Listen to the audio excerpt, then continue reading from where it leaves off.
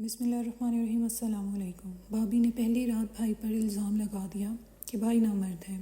صبح ہوئی تو رشتہ دار لان تان کرنے لگے کہ اگر ایسا مسئلہ تھا تو شادی ہی کیوں کی، بھائی گھر چھوڑ کر چلا گیا۔ کچھ ماہ بعد بھائی واپس آیا تو بھائی کی لاز رکھنے کے لیے اس کی شادی نوکرانی سے کر دی۔ صبح ہوئی ہوش اڑ گئے۔ نوکرانی کچن میں میری بھابھی بہت خوبصورت تھی، بڑی حسین نٹ کھٹ سی، بھائی اس کے برابر میں سنجیدگی سے بیٹھا تھا۔ میں نے تو سوچا تھا بھائی اس سے شادی میں کر کے بہت خوش ہوں گے، مگر جیسے جیسے شادی کے دن قریب آنے لگے تو بھائی کے چہرے پر ایک عجیب سی بے چینی دکھائی دینے لگی۔ اکثر میں نے چڑھانے لگتا تو وہ مسکرا دیتے۔ خیر میرے بھائی کی عمر 35 سال تھی، مگر ان کی بیوی 20-22 سال کی تھی۔ میں اس وقت 18 سال کا تھا۔ اصل میں میرے والد کا انتقال جب ہوا تب بھائی کی عمر 18 سال تھی۔ مجھ سے بڑی بہنیں بھی تھیں جن کی شادیوں کی ذمہ داری میرے بھائی پر آ گئی۔ اس ذمہ داریوں کو پورا کرتے کرتے جب بھائی کی شادی کی باری آئی تو ان کی عمر 35 سال ہو چکی تھی۔ میری بھابھی کو میری والدہ اور بہنوں نے ہی پسند کیا تھا، کیونکہ یہی ہمارے ہاں کا رواج تھا۔ ہمارا اٹھنا بیٹھنا اس علاقے کے امیر کبیر خاندانوں میں تھا۔ میری والدہ تو ویسے بھی بڑی رکھ رکھاؤ اور اونچی ناک رکھنے والی میں تھی۔ میری بہنوں نے ہی بھابھی کو بھائی کے کمرے میں لے جا کر بٹھایا۔ میں نے اپنی بھابھی سے بس ہلکی پھلکی سلام دعا کی تھی، لیکن میں خوش تھا کہ چلو ہمارے گھر میں بھی رونق لگ جائے گی۔ بھائی ہر وقت چپ چپ رہتے تھے اور بھابھی ذرا تیز ترار، تو ہو سکتا ہے کم عمر بیوی بھائی کا مزاج بھی بدل دیتی۔ میری بہنیں رات ہمارے گھر میں ہی رکی تھیں۔ رات کو ہم لوگ بہن بھائی خوب ہلا گلا کرتے رہے، لیکن یہ نہیں جانتے تھے کہ صبح کا سورج ہمارے لیے ایک نئی آفت لے کر آئے گا۔ میری والدہ کے میکے والے اور سسرال والے بھی ہمارے گھر پر رکے تھے۔ انہیں بھی ولیمے کی دعوت کھا کر ہی اپنے اپنے گھروں میں جانا تھا، لیکن صبح جو ہنگامہ ہمارے گھر میں شروع ہوا تو ہم لوگ تو خاندان میں نظریں ملانے کے قابل نہیں رہے تھے۔ صبح جب میری بہنوں نے بھائی کا دروازہ کھٹکھٹایا تاکہ دلہن کو تیار کر کے باہر بٹھا سکیں، سب مہمانوں کے ساتھ مل کر ناشتہ کروائیں، تو دروازہ غصے سے دلہن نے ہی کھولا تھا۔ وہ عام لباس میں تھی۔ بڑے غصے سے اس نے سب کی طرف دیکھا۔ میری بہن نے اسے پھر بھی مسکرا کر کہا کہ سدا خوش رہو، آباد رہو۔ وہ کہنے لگی ہٹو پیچھے، تم کیا شروع ہو گئی ہو؟ مجھے تمہارے بھائی کے ساتھ رہنا ہی نہیں ہے۔ یہ سننا تھا کہ ہم سبھی پریشان ہو گئے۔ وہ کمرے سے باہر نکل کر لاؤنج میں کھڑی ہو گئی، کہنے لگی بلاؤ میرے گھر والوں کو ابھی کے ابھی، میں یہاں نہیں رہنا چاہتی، مجھے اپنے گھر جانا ہے۔ یہ سن کر سبھی پریشان ہو گئے۔ میری والدہ اس کے پاس گئیں اور کہنے لگی بیٹا کیا بات ہے؟ عبدالرحمن نے کچھ کہہ دیا تم سے؟ مجھے بتاؤ۔ وہ کہنے لگی کہ میں اب آپ کو کیا بتاؤں، بتانے کے قابل بات ہو تو اس کا ذکر بھی کروں، لیکن بس میں یہاں نہیں رہ سکتی، نہ اس گھر میں نہ اس شخص کے ساتھ۔ ہم سبھی یہ سن کر بڑے پریشان تھے کہ آخر وجہ کیا ہو گئی۔ بھائی کمرے سے باہر آئے تو نظریں جھکائے کھڑے تھے جیسے کہ کوئی مجرم کھڑا ہو۔ میری والدہ نے بھائی سے پوچھا کہ کیا بات ہے، تو کہنے لگے مجھے نہیں معلوم، اسی سے پوچھ لیں۔ خاندان کے سبھی عورتیں اکٹھی ہو گئیں اور بھابھی سے وجہ پوچھنے لگیں کہ ابھی کل ہی تو تمہیں بیاہ کے لائے ہیں اور تم ہو کہ آج ہی فساد ڈال کر بیٹھ گئی۔ چھوٹی موٹی بات اگر تمہارے شوہر نے تم سے کہہ ہی دی ہے تو ضروری نہیں کہ تم یوں تماشا لگا کر بیٹھ جاؤ۔ سب کو لگا کہ شاید بھائی نے اسے سخت لہجے میں یہ کہا ہوگا کہ میرے گھر والوں کے ساتھ اچھے سے رہنا، ان کے ساتھ بدتمیزی سے پیش مت آنا، سب کے ساتھ بنا کر رکھنا، میری ماں جب گھر آئے تو انہیں اچھے سے پوچھنا، بس یہی چند باتیں ہوتی ہیں جو شوہر اپنی بیوی سے کہتا ہے۔ کہنے لگا کہ شاید لڑکی کی زبان تیز ہے، مزاج کی بھی تیز ہے، اس لیے ان باتوں پر اکھڑ گئی ہے، لیکن بات کچھ اور ہی تھی۔ وہ کہنے لگی کہ آپ کا بیٹا اس قابل ہی نہیں ہے کہ میں اس کے ساتھ زندگی گزاروں۔ یہ کہنا تھا کہ میری والدہ کا چہرہ سرخ ہو گیا۔ کہنے لگی شرم نہیں آتی تمہیں یہ بات کرتے ہوئے؟ کہنے لگی آپ لوگ جب وجہ جاننا چاہتے ہیں تو وجہ بتانا مجھ پر فرض ہے، کل کو مجھ پر الزام نہ لگائیں کہ میں گھر نہیں بسا سکی۔ کہنے لگی آپ کا بیٹا نامرد ہے۔ یہ سننا تھا کہ ہم سب کے سب حیرت سے پھٹی آنکھوں سے کبھی اپنی بھابھی کو تو کبھی بھائی کو دیکھنے لگے۔ ایسی باتیں ہم نے آج تک کبھی کسی عورت کے منہ سے نہیں سنی تھیں جو وہ کہہ رہی تھی۔ کچھ ہی دیر میں بھابھی کے گھر والے ناشتہ لے کر آئے تھے۔ جیسا کہ رسم و رواج میں ہوتا ہے کہ دلہن کے گھر والے دلہا کے گھر میں ناشتہ لاتے ہیں، لیکن جیسے ہی انہوں نے گھر میں یہ تماشا دیکھا تو لال پیلے ہونے لگے۔ وہ لڑکی روتے ہوئے اپنے بھائی کے ساتھ لگ گئی، اپنی بھابھی سے کہنے لگی آپ لوگوں نے میرا کہاں رشتہ کر دیا، ایک نامرد کے حوالے مجھے کر دیا، میں تو اس کے ساتھ ایک پل بھی نہیں گزاروں گی، مجھے واپس اپنے ساتھ لے کر جائیں۔ اس کا بھائی اور بھابھی بھی میری والدہ پر چیخنے چلانے لگے کہ جب آپ کا بیٹا اس قابل تھا ہی نہیں تو آپ نے کیوں ہماری بہن کی زندگی برباد کی؟ ہم تو سمجھ نہیں پا رہے تھے اس مسئلے کا کیا حل نکالیں۔ جو وہ کہہ رہی تھی وہ سچ تھا یا نہیں، یہ اس بات کا علم تو ہمیں بھی نہ تھا۔ ہمیں حیرت یہ تھی کہ بھائی چپ کیوں تھے، انہیں تو بولنا چاہیے تھا، کیونکہ ہمیں نہیں لگتا تھا کہ ہمارے بھائی میں کوئی ایسا عیب بھی تھا۔ لیکن وہ خاموش تھے۔ جب ہم نے بھائی سے پوچھا تو وہ کہنے لگے کہ میں کچھ نہیں جانتا، وہ نہیں رہنا چاہتی تو اسے جانے دو۔ ہم نے کہا کہ وہ آپ پر بہت بڑا الزام لگا رہی ہے۔ یہ سن کر میرے بھائی کی آنکھوں میں نمی آئی تھی، کہنے لگے کوئی بھی عورت اتنا بڑا الزام نہیں لگا سکتی۔ یہ کہہ کر بھائی نے اپنے کمرے میں جا کر دروازہ بند کر لیا۔ ہم سبھی پریشان ہو گئے تھے۔ وہ لڑکی اپنے بھائی اور بھابھی کے ساتھ واپس چلی گئی، لیکن رشتہ داروں نے ہماری زندگی اجیرن کر کے رکھ دی۔ کہنے لگے شرم نہیں آئی، ایک معصوم لڑکی کی زندگی برباد کرتے رہے۔ ارے پہلے بیٹے سے تو پوچھ لیتے کہ وہ اس قابل ہے بھی کہ نہیں، جتنے منہ اتنی باتیں تھیں۔ میری والدہ تو شرم سے نظریں نہیں اٹھا پا رہی تھیں، اور میری بہنیں، ان کے شوہر اور سسرال والے بھی اس وقت وہیں تھے۔ وہ تو یوں تھیں جیسے بنا جرم کے مجرم ٹھہرائے گئی ہوں۔ ان کے ساس اور شوہر انہیں گور گور کر دیکھ رہے تھے۔ سب کی نظروں میں ہم برے بن چکے تھے۔ سب رشتہ دار ہمیں تانے تشنے سنا کر اپنے گھروں میں چلے گئے۔ والدہ جو پھوٹ پھوٹ کر رونے لگیں۔ بہنیں بھی اپنے گھر واپس جا چکی تھیں۔ یقیناً انہیں بھی اپنے شوہر اور سسرال والوں کا رویہ برداشت کرنا پڑتا۔ مجھے بھائی پر غصہ آ رہا تھا کہ وہ کیوں چپ تھے۔ اب ایسی کوئی بات تھی تو وہ شادی سے پہلے بتا دیتے۔ میں نے بھائی کا دروازہ کھٹکھٹایا اور کہا کہ باہر آئیں، میں نے آپ سے بات کرنی ہے۔ کچھ دیر بعد بھائی باہر آئے تو لیکن ان کے ہاتھ میں ان کا بیگ تھا۔ چپ چاپ خاموشی سے وہ گھر سے باہر نکل گئے۔ میں پوچھتا ہی رہ گیا کہ آپ کہاں جا رہے ہیں، ہمارے سوالوں کو جواب تو دیں، لیکن انہوں نے کچھ بھی نہ کہا اور چلے گئے۔ میں یہ بھی نہیں جانتا تھا وہ کہاں ہیں۔ میری والدہ کو میرے بھائی پر اتنا غصہ تھا کہ انہوں نے کہا کہ جانے دو اسے، اس نے تو میری پوری برادری میں عزت ہی خراب کر کے رکھ دی جو میں نے برسوں سے بنائی ہوئی تھی۔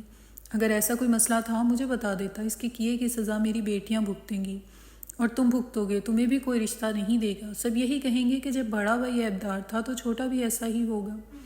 مجھے اپنی تو اتنی فکر نہ تھی، ہاں لیکن بہنوں کی وجہ سے میں پریشان تھا۔ بیچاری بہنیں آنسو پوچھتے ہوئے گھر سے نکلی تھیں۔ نہ جانے اب اس کے سسرال والے انہیں کیا باتیں سناتے۔ امی وہیں پر بیٹھی بار بار بھائی کو کوس رہی تھیں۔ ان کی آنکھوں میں آنسو تھے۔ کہنے لگیں کہ میں تو عبدالرحمن کو سمجھتی تھی کہ ہمیشہ میرا سر یوں ہی فخر سے بلند رکھے گا، مگر اس نے تو نہ جانے مجھ سے کون سی دشمنی نکالی کہ پوری برادری میں میرا سر ہی جھک کر رہ گیا۔ نہ صرف اس برادری میں بلکہ بہو جس گھر سے آئی ہے اس کے پورے خاندان والوں کو بھی پتہ چل جائے گا۔ سو باتیں ہوں گی، یہ سب سننے سے تو اچھا تھا میں مر ہی جاتی۔ میری امی کی حالت غیر ہو رہی تھی اور میں الگ سر پکڑے بیٹھا تھا کہ امی کو کیسے سمجھاؤں بھلا وہ اس بات کے بدلے میں بھائی کی ساری اچھائیاں کیسے بھول سکتی ہیں۔ اول تو ابا کے جانے کے بعد بھائی نے اس گھر کی ساری ذمہ داریاں اٹھائی تھیں۔ وہ خود پڑھائی چھوڑ کر ہماری پڑھائیوں کے خرچے پورے کرتے رہے۔ پھر سب سے بڑے تھے، شادی کی عمر بھی ہو چکی تھی، مگر انہوں نے اپنے بجائے اپنی بہنوں کے جہیز کے لیے پیسے جوڑنا شروع کیے۔ پھر ساری بہنوں کو بیاہ کر اپنے گھر کا کیا، اور اب جب ان کی اپنی باری آئی تھی تو ایک غلطی کے بدلے میں امی ان کی ساری اچھائیاں بھول بیٹھی تھیں۔ میں اس وقت اگر امی کو کچھ کہتا تو وہ مجھے ہی باتیں سناتی۔ شاید ایسا کہہ کے وہ اپنے دل کا غبار نکال لیں اور ٹھنڈے دماغ سے سوچے تو انہیں کچھ سمجھ آ جائے۔ یہی سوچ کر میں خاموش ہو گیا۔ امی کا بلڈ پریشر ہائی ہو چکا تھا، وہ تو سر پکڑے وہیں صوفے پر گر چکی تھیں۔ میں نے فوراً نوکرانی کو آواز دی جو کب سے دروازے پر کھڑی یہ سارا منظر دیکھ رہی تھی۔ میری آواز سن کر بھاگی امی کے کمرے میں گئی اور ان کے بلڈ پریشر کی دوا لے کر آئی۔ پھر اس نے اور میں نے ہی اماں کو ان کے کمرے تک پہنچایا تھا۔ جیسے ہی میں کمرے سے باہر نکلا تو وہ بھی سیدھا کچن کی جانب جا رہی تھی۔ پھر کچھ سوچتے ہوئے میں نے اسے روکا۔ میرے بلانے پر وہ ٹھٹکی تھی، پھر مجھے دیکھ کر کہنے لگی جی صاحب جی کوئی کام تھا۔ میں نے ایک کڑی نظر اس پر ڈالی۔ آج سے پہلے میں نے کبھی بھی گھر میں کام کرنے والی نوکرانی کو مخاطب نہیں کیا تھا، نہ ہی کبھی ضرورت پڑی تھی، مگر آج میں نے اسے مخاطب کر کے کہا کہ اس گھر میں جو کچھ ہوا تم سب کچھ جانتی ہو، لیکن اگر تم نے یہ بات مزید باہر لوگوں میں پھیلا کر ہمارے خاندان کی بدنامی میں حصہ ڈالا تو تمہارے لیے اچھا نہیں ہوگا۔ میری بات سن کر وہ گھبرا سی گئی۔ کہنے لگی آپ فکر مت کریں صاحب جی، میں اس بارے میں کسی کو کچھ نہیں بتاؤں گی۔ آخر آپ کا نمک کھایا ہے، آپ کی عزت میری عزت ہے۔ میں نے یہ سنا تو سر جھٹک کر وہاں سے چلا گیا۔ عموماً ایسی نوکرانیاں ہی ہوتی ہیں جو ایک کے ساتھ 10 لگا کر لوگوں میں پھیلاتی ہیں۔ امی اور بہنوں کو تو پرواہ نہ تھی، امی کو بہنوں کی فکر تھی اور بہنوں کو اپنے سسرال والوں کی، جبکہ مجھے اس وقت بھائی کی شدید فکر ستا رہی تھی۔ 2 دن ہو چکے تھے مگر وہ ابھی تک گھر واپس نہیں آئے تھے۔ میں ان کے موبائل پر کال کرتا تو کال کاٹ دیتے۔ امی کو کہا مگر امی نے تو فوراً انکار کر دیا۔ کہنے لگی ہرگز نہیں، میں ایسا کچھ بھی نہیں کرنے والی۔ اس نے میری ناک کٹوا دی ہے، میں تو کسی بھی قیمت پر اسے فون نہیں کرنے والی۔ مگر جب پورے خاندان میں بات بڑھنے لگی اور سبھی میرے بھائی کو غلط الزامات سے نوازنے لگے تو میری امی سے رہا نہ گیا۔ کہنے لگی جو بھی ہو میں اب اس لڑکی کو سبق سکھا کر رہوں گی، بھلے ہی میرا بیٹا نامرد ہے مگر یہ بات میں غلط ثابت کر کے رہوں گی۔ میں اس کی شادی دوسری لڑکی سے کرواؤں اور اس گھر میں مہارانی بنا کر رکھوں گی تاکہ اس سے بھی پتہ چلے کہ اس نے میری تذلیل کر کے کتنی بڑی غلطی کی ہے۔ لوگوں کے سامنے اپنا بھرم قائم رکھنے کے لیے میری ماں میرے بھائی کے لیے دوسری لڑکی ڈھونڈنے لگی تھی، جبکہ بھائی کا بھی کوئی اتا پتہ نہ تھا۔ آخر ایک روز مجھے اس کے ایک دوست سے پتہ چلا کہ وہ ان کے فلیٹ میں کئی ہفتوں سے رہ رہے ہیں، وہاں پر کسی کو بھی جانے کی اجازت نہیں ہے۔ میں نے یہ سنا تو بھائی کے پاس چلا گیا، میں ان کے گلے لگ کر رونے لگا تھا، کہا کہ واپس چلیں، مگر انہوں نے صاف انکار کر دیا۔ آخر کار اماں کو کہا تو انہوں نے بھائی کو سختی سے واپس گھر آنے کا کہا۔ اب تو ان کا غصہ بھی کچھ حد تک کم ہو چکا تھا۔ آخر امی کے کہنے پر بھائی گھر واپس چلے آئے اور امی نے صاف صاف لفظوں میں بھائی سے بات کی، یہ اگر ایسا کچھ تھا تو تم مجھے پہلے بتا دیتے، کم از کم ہماری یوں تذلیل تو نہ ہو۔ اس کے باوجود خاموش تھا، خاموشی سے اپنے کمرے میں چلا گیا۔ امی سے فیصلہ سنا چکی تھی کہ وہ اب اس کی دوسری شادی کروائیں گی اور کسی ایسی لڑکی سے کروائیں گی جو منہ سے بالکل لب سلی ہو۔ بھائی کہنے لگے کہ کیوں اپنی مزید تذلیل کروانے پر تلی ہوئی ہیں، میں ہرگز دوسری شادی نہیں کروں گا، نہ ہی پورے خاندان میں ذلیل ہونے کے بعد کوئی مجھے اپنی بیٹی دے گا۔ میری ماں خاموش ہو چکی تھی، اس وقت تو کچھ نہ بولی، مگر اگلے روز جو بات انہوں نے کہی وہ سن کر تو میرے ہوش اڑ چکے تھے۔ اگلے صبح انہوں نے گھر میں کام کرنے والی نوکرانی کو ہم سب کی موجودگی میں بلوایا اور پھر اپنی خاندانی سونے کی انگوٹھی اس کی انگلی میں پہنا کر کہنے لگی، آج سے تم اس گھر کی ہونے والی بڑی بہو ہو، 2 دن بعد تمہارا نکاح میرے عبدالرحمن سے ہے، تمہارے آگے پیچھے تو کوئی ہے نہیں، یتیم ہو، اس لیے مجھے لگتا ہے کہ تم اس امیر کبیر گھر کی بہو بننے میں کوئی مسئلہ نہیں ہوگا۔ یہ سن کر تو نوکرانی بھی دنگ رہ چکی تھی، جبکہ میں تو حیرت سے پھٹی پھٹی نظروں سے اپنی اماں کو دیکھ رہا تھا۔ اسی روز بہنیں بھی وہاں آئی تھیں۔ میں نے بہنوں سے شکایت کی کہ امی کو سمجھائیں وہ کیسے ایک نوکرانی کو اس گھر کی بڑی بہو بنا سکتی ہیں، تو بہنیں بھی رضامند ہو گئیں، کہنے لگیں کہ خاندان میں جتنی تھو ہم پر ہو چکی ہے، کوئی ہمیں طلاق یافتہ اور بیوہ بھی نہیں دے گا، بہتر ہے اس نوکرانی کو ہی بہو بنا کر خوش رکھا جائے۔ کچھ ماہ کے لیے ہی صحیح لوگوں کو یہ تو اندازہ ہو جائے گا کہ یہ نامرد نہیں ہے بلکہ اس لڑکی میں ہی کھوٹ تھی۔ یہ بات میرے لیے پریشان کن تھی۔ یہ لوگ تو بدلے کی آگ میں کچھ بھی کرنے کو تیار تھے۔ میں نے جب بھائی کو اس بارے میں بتایا تو وہ ایک پل کو ان کی آنکھیں حیرت سے پھیلی تھیں۔ ظاہری سی بات ہے، کہاں وہ ایک ملٹی نیشنل کمپنی میں اعلیٰ عہدے پر فائز اور کہاں یہ نوکرانی۔ یقیناً شرمندگی کی بات تھی، مگر امی کو تو نہ جانے کیا سوچ رہا تھا۔ 2 دن بعد انہوں نے نوکرانی کی شادی میرے بھائی سے کر دی۔ یہ ہم جانتے تھے کہ وہ ہماری نوکرانی ہے، البتہ باقی خاندان والوں کو اس بات سے انجان تھے۔ وہ نوکرانی بھی بڑی خوبصورت تھی، اس کی عمر بھی 25-26 سال کے قریب ہوگی، بڑی ہی خوبصورت اور کم گو تھی۔ دلہن بن کر تو وہ واقعی خوبصورت لگ رہی تھی۔ میری بہنیں ایک مرتبہ پھر اپنی دوسری بھابھی کو بھائی کے کمرے میں بٹھائیں۔ مجھے اگلی صبح کا انتظار تھا کہ آج نہ جانے صبح صبح کیا ڈرامہ لگے گا، مگر اگلی صبح ہم سب کے لیے بڑی حیران کن تھی۔ ایک مرتبہ پھر پورے خاندان کے لوگ ہمارے ہاں اکٹھے تھے، کیونکہ ہم نے بھائی کی دوسری شادی پہلے سے بھی بڑھ کر دھوم دھام سے کی تھی۔ جن رشتہ داروں کو پہلی شادی میں نہیں بلایا تھا انہیں اس شادی میں بلایا تھا تاکہ سابقہ بہو کی خوب تذلیل ہو سکے۔ سب کی نظر بھائی کے کمرے پر تھی۔ جب ماریا بھابھی کمرے سے نکلی تو بڑی ہی خوش تھیں، صبح صبح ہی کچن میں چلی گئی اور امی کے ناشتہ بنانے میں ہاتھ بٹھانے لگی۔ یہ منظر ہمارے لیے حیران کن تھا۔ میں تو سمجھنے لگا کہ شاید غریب گھر کی تھی، اتنی امیر گھر کی بڑی بہو بن گئی ہے تو خوش ہوگی۔